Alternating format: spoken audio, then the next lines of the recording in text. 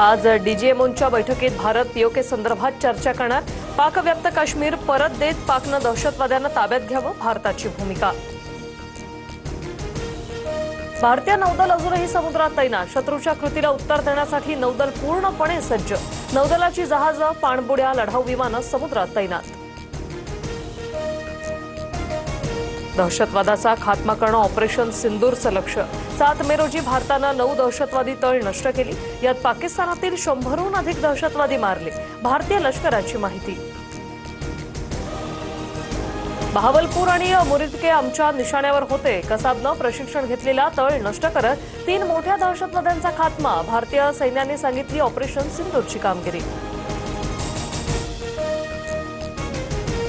पाकिस्तानला प्रत्युत्तर म्हणून कठोर कारवाई केली। पाकिस्तानी सैन्याचे 35 ते 40 सैनिक आणि अधिकारी मारले गेले। डीजीएमओ पत्रकार परिषदेतून खुलासा।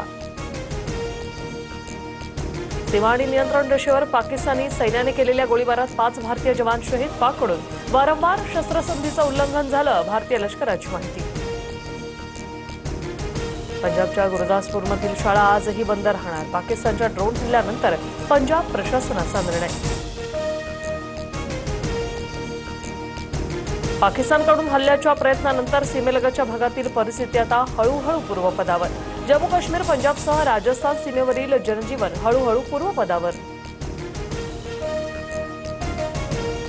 परत गोगावले रायगडच्या पालकमंत्रीपदासाठी आशावादी। पालकमंत्रीपद मिळेल अशी आशा गोगावलेंकडून व्यक्त। 9 जूनपासून छत्रपती शिवाजी महाराज आणि गौरवशाली मराठा पर्यटन गाडी सुरू। छत्रपती शिवाजी महाराज सर्किट रेल्वेतून प्रवाशांना शिवरायांच्या आयुष्याशी निगडीत स्थळांना भेट देता येणार।